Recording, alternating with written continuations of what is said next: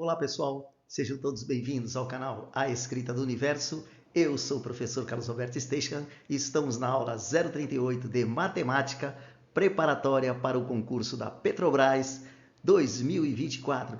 Você vai ser petroleiro, não é? Vai ser sim! Nós vamos trabalhar aqui neste vídeo problemas simples de matemática que caíram em vários concursos, problemas que envolvem raciocínio. Muitas pessoas me pediram isso. Como transformar a linguagem do português para a matemática. Então nós vamos ver como a gente trabalha, além dos conceitos de média aritmética, média ponderada, que também são muito importantes dentro do conceito tanto da estatística quanto da matemática financeira. Então, vamos lá? Eu gostaria inicialmente de divulgar o meu e-book de matemática com todo o conteúdo do edital para o concurso da Petrobras. Então, se você ainda não adquiriu, pode escrever para mim ou através do WhatsApp ou através do meu e-mail StackFix. Também o curso preparatório para a Petrobras também, com aulas semanais, você pode tirar suas dúvidas através deste e-mail, ok? Bom, nós estamos aqui no ER1, exercício resolvido 1 por mim, e nós vamos trabalhar o que é o conjunto complementar, né? Então nós temos uma ideia do que vem a ser através do conceito também de fração ou de porcentagem. Numa classe há pessoas que fumam e pessoas que não fumam. Tem uma parte que fuma, tem uma parte que não fuma. Muito bem, se 1/7 dessas pessoas dessa classe são fumantes, 1/7 são fumantes. Então é uma porcentagem. Qual a porcentagem de não fumantes? Então nós temos que 1/7 dessas pessoas da classe, de todos os componentes, são fumantes. Porém, em termos de porcentagem, qual a porcentagem dos que não são fumantes? O que inteira 1, né? Ou 100%, que é 100 dividido por 100. O que inteira 1? Qual é o número x que somado com 1/7 dá 1? Aí eu passo, né, esse 1, eu passo esse 1/7 para o outro lado, né, que vai subtrair o 1. Ou eu penso o seguinte, qual é o complementar disso que dá 1? É o 6/7, né? Se eu somar as duas coisas, seria esse meu x, né? 6/7. Então, se 1/7 fumam, 6/7 não fumam. Entendeu? Sempre assim, o número pequeno tem que ficar em cima, né? E o número maior fica embaixo, para dizer que é uma porcentagem. É uma fração do todo. Então, o que completa 1, aí no caso é 6/7. E se você dividir 6/7, você vai achar aproximadamente 0,86. O número está arredondado. Muito bem, se eu multiplicar por 100, né? Como é que eu faço para passar para a porcentagem? Eu pego esse 0,86 e faço o que com ele? Multiplico por 100. Viu que é simples? Mas você não vai pegar a calculadora ou ficar fazendo vezes 100. Você anda duas casas para a direita, você já multiplicou por 100. Então, o 0,86 anda uma, virou 8,6. Anda duas, virou 86,0 ou 86. Então, para multiplicar por 100, basta andar duas casas com a vírgula. O resultado desse exercício é 86%. Agora nós vamos trabalhar com exercício de concurso. Muito bem. Em um município, sabe-se que 1 em cada 16 habitantes, vive em área de risco. Muito bem, a Defesa Civil sabe disso. Desse modo, é correto afirmar que o número total de habitantes, o correspondentes àqueles que não vivem em área de risco, é a história de fumantes e não fumantes, né? Vivem em área de risco e não vivem em área de risco. Quantas pessoas, qual é a porcentagem? 1/16 vivem em área de risco. Viu como é simples, né? Você tem que passar para a forma de fração esse 1/16. Agora, o que completa, né? Qual é a parte que não vive, da população que não vive em área de risco, né? Que não estão em encostas de morro e etc. É 15/16. Por quê? 1/16 mais 15/16 dá 1. É o que completa 1, ou seja, 100% da população. 100 dividido por 100 dá 1.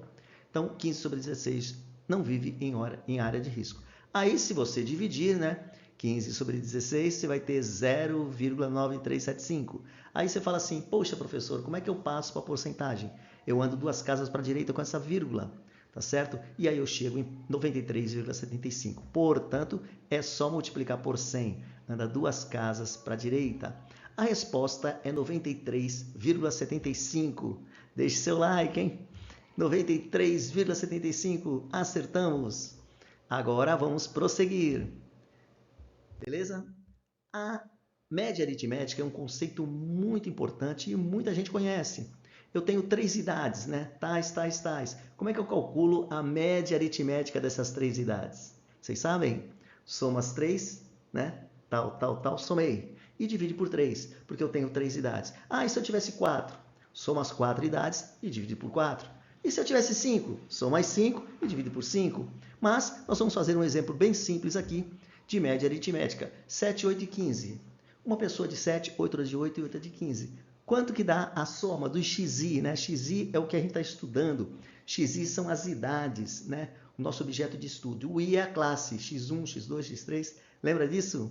X1 é o 7, X2, a idade da pessoa 2.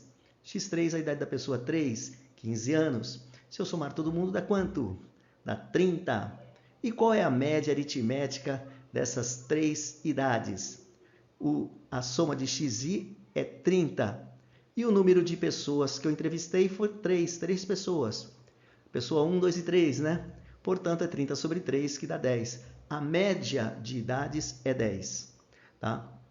Agora, existe um outro conceito, um pouco mais complexo, né? Como poderia deixar de ser? A média ponderada. X barra P é chamado de média ponderada. X barra A, média aritmética. E X barra P, média ponderada. E depende da quantidade de vezes que aparece o XI numa tabela. Tá? Porque eu poderia ter, por exemplo, 4 pessoas com 7 anos de idade, 2 pessoas com 8 anos de idade e 9 pessoas com 15 anos de idade. Então, essas quantidades seriam os FIs. Tá? Então, nós vamos trabalhar isso no próximo slide. Vamos acompanhar? Então, esse exercício também é exercício de concurso. Ele mostra uma tabela, né, dizendo o seguinte: 600 candidatos realizaram uma prova. Você vai fazer uma prova. 600 pessoas fizeram essa prova. Muito bem.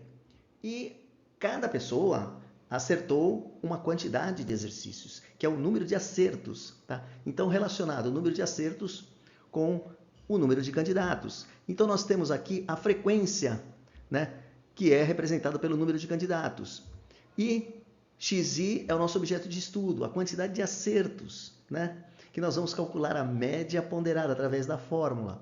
Mas a fórmula envolve a multiplicação, que nem a história da nota e peso, né? A prova P1 tem peso 2, a prova P2 tem peso 3 e a prova P3 tem peso 4. Então você faz nota vezes peso, mais nota vezes peso, mais nota vezes peso e divide pela soma dos pesos. Isso que é a média ponderada na questão de notas. Nesse caso aí vai ser a mesma coisa. Você tem que a soma dos FIs, a soma das frequências, né? 600. Muito bem, a gente já sabe. Aí você vai fazer uma tabelinha. Esse exercício exigiria muito cálculo, né? Porque você teria que fazer 5 vezes 204, 4 vezes 132, cada uma dessas contas. Obviamente, à medida que a tabela vai descendo, a conta vai ficando mais fácil, né? 66 vezes 1 dá o próprio 66, e 24 vezes 0 dá 0. Né? Mas aí você pode somar essa coluna. Como é que eu somo a coluna? É 1020, mais 528, mais 288, mais 156, mais 66, mais 0. Tudo isso, essa soma dessa coluna, a gente representa assim, e dá 2058. Então, eu faço, na primeira linha, 5 vezes 204 e digo que é 1020. Faço a segunda linha, 4 vezes 132, dá 528. Viu como é fácil? E eu estou fazendo nota vezes peso, mais nota vezes peso. E aí eu vou dividir pela soma dos pesos, né? Que seria a soma dos FIs. Isso é a média ponderada, tá certo? Então vamos escrever a fórmula da média ponderada. Está no slide anterior e vai estar aqui agora, aparecendo para você, a fórmula da média ponderada. O que é X barra P? É a média ponderada. É a soma do XI vezes FI, a soma de uma coluna de dados, toda aquela coluna de dados de 1020 até 0, somados dá 2058, dividido pela soma dos pesos, a soma das frequências. Né? Você já viu isso, tem algumas faculdades que fazem assim, ou alguns colégios também, nota vezes peso, mais nota vezes peso. Então eu estou fazendo aí número de acertos vezes candidatos, número de acertos vezes candidato dividido pela soma do número de candidatos. Então a conta vai ficar assim. Viu que fácil? E aí você teria que dividir, né, 2.058 por 600 ou a metade por 300. Né? Também poderia ser 1.029 dividido por 300. Também é outra conta que dá para fazer. Isso dá 3,3.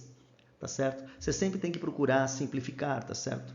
Pega a metade e a metade, depois pega a metade de novo, ou divide por 3 em cima e embaixo. Coisas do tipo para você não ter que ficar chegando numa conta muito complicada. Tá certo? Muito bem, então o resultado dessa continha 2058 dividido por 600 dá 3,43. A resposta é a letra B. Este é o conceito de média ponderada. Muito bem. Agora aqui nós temos uma tabela também que trabalha com o número de acertos e candidatos desse exercício. E aí você tem o seguinte, se você olhar as 4 últimas linhas, né? 0, 1, 2, 3, até 3 acertos, você tem uma soma que dá quanto? 264. Então a gente pode afirmar, analisando essa tabela, que 264 candidatos acertaram no máximo 3 questões, né? Portanto, a resposta deste exercício é a letra D. Eu deixo, pessoal, em cada exercício o ER dele, né? Exercício resolvido por mim, número 4, porque se você tiver, pô, professor, eu não entendi bem aquele conceito, né?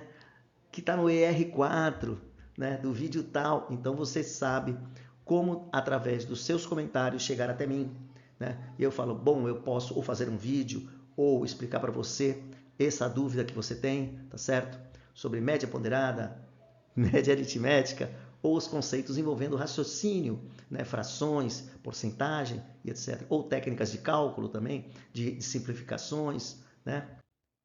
Muito bem, aqui já aparece um exercício de geometria plana envolvendo perímetro, área, né? E também um pouco de raciocínio. Tá? Então nós vamos ver esse terreno retangular. Eu desenhei um terreno retangular em azul, certo? E ele é o nosso ER5. Muito bem, esse terreno retangular, a medida do lado maior é o lado da base, né? É o maior. Ela tem 1 metro a mais que a medida do lado menor. Aí você vai, pô, professor, como é que eu começo a escrever isso no desenho? Bom, isso é muito simples, né? É lógico que se você não sabe a metade do o tamanho do lado menor, qual é o tamanho do lado menor? Se você não sabe, você chamaria de quê? De x. E o lado maior? Ele é 1 metro a mais que esse x, ele é x mais 1. Então, como que ficaria o lado menor? X. E esse lado maior, que é a base, ele é 1 metro a mais. Então, se x, medido em metros, é o lado menor e o lado maior é 1 metro a mais, obviamente que eu vou chamar de quê? X mais 7? Y mais W? Não. A mais B? Não. Eu vou chamar de quê? X mais 1. Você acertou, você acertou. Muito bem. Se a área agora é 182 metros, nós vamos cair numa equação do segundo grau, não é isso? Que eu vou multiplicar x vezes x mais 1. Inclusive, gente, alguns, até professores eu já vi, coordenadores de faculdade, falam assim, mas para que serve a fórmula de Bhaskara? Não serve para nada? Olha aí um exemplo, né? Se você tem um terreno que você quer ir lá na imobiliária ou no cartório regularizar e ele tem metragens, você tem que calcular através da fórmula de Bhaskara, certo? Áreas, pedaços, ou se você poderia colocar x mais 12 ali em cima e x mais 1 mais 13, puxar para cá mais 13 metros porque o teu terreno é maior, porque está lá no cartório que o teu terreno tem aquele pedaço até o poste, então você tem que aumentar mais 13 metros. Como é que alguém fala um absurdo desse? Para que serve a fórmula de Bhaskara? Ela, toda vez que você tem um x ao quadrado, um lado vezes lado, um terreno, certo? A não ser que essa pessoa não faz medida nenhuma, né?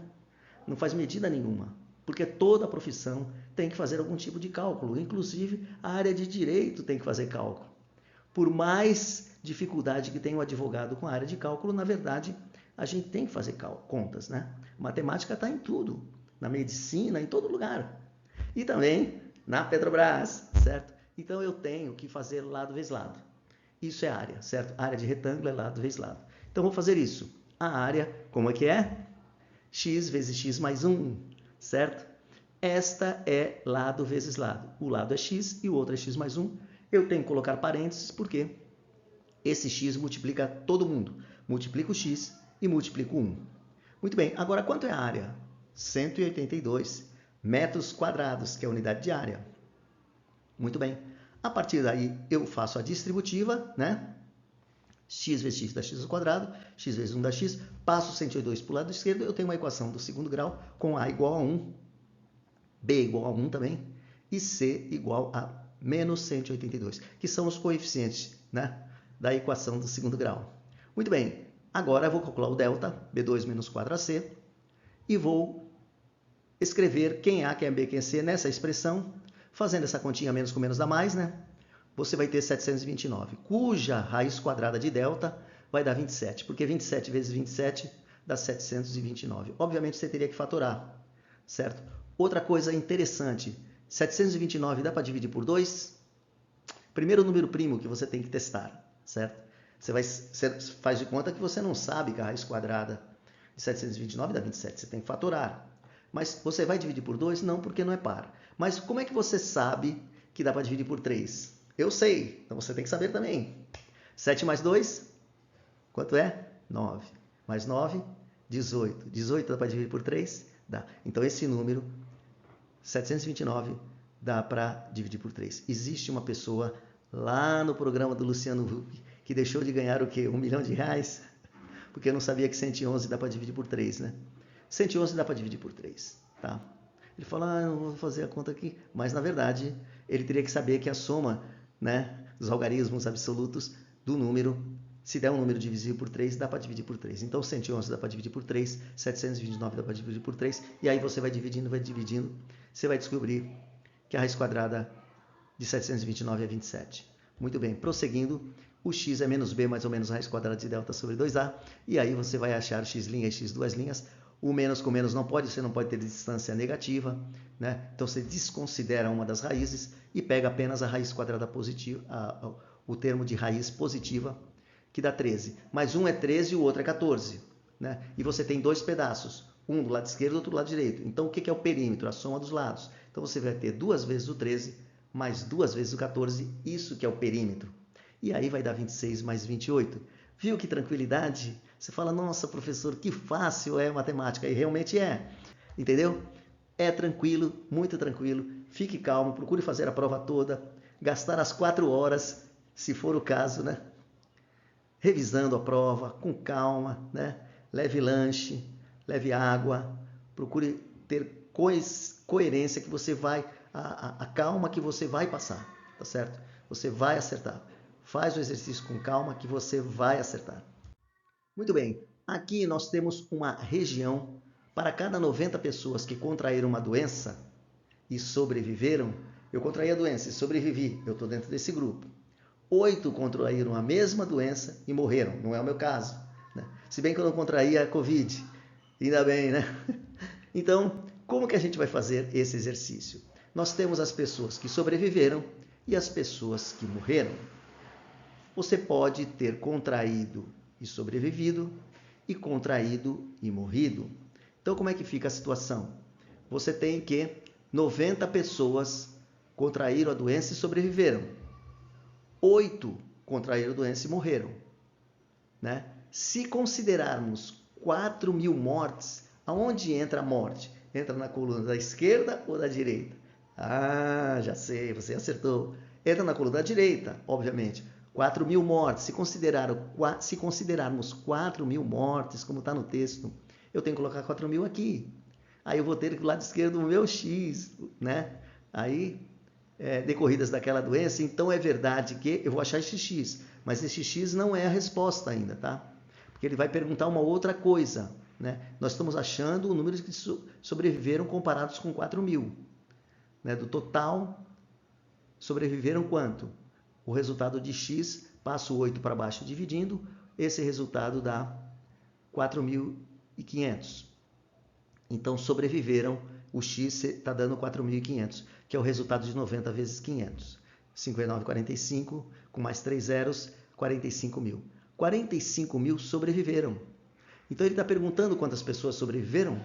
Então, é verdade que o número total de pessoas que contraíram, você tem que somar as que sobreviveram e as que contraíram e morreram.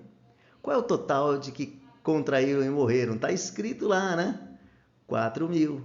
Portanto, agora você vai ter o resultado. Entendeu o raciocínio? Você não pode sair já colocando o resultado lá de qualquer jeito, tem que ler o que ele está perguntando. Obviamente, nós temos 49 mil. A resposta desse exercício seria a letra E. Beleza? Tranquilo. Na verdade, é um problema também de raciocínio, envolvendo regra de 3 e etc. Bom, pessoal, chegamos ao final da aula 38. Envolvemos média aritmética.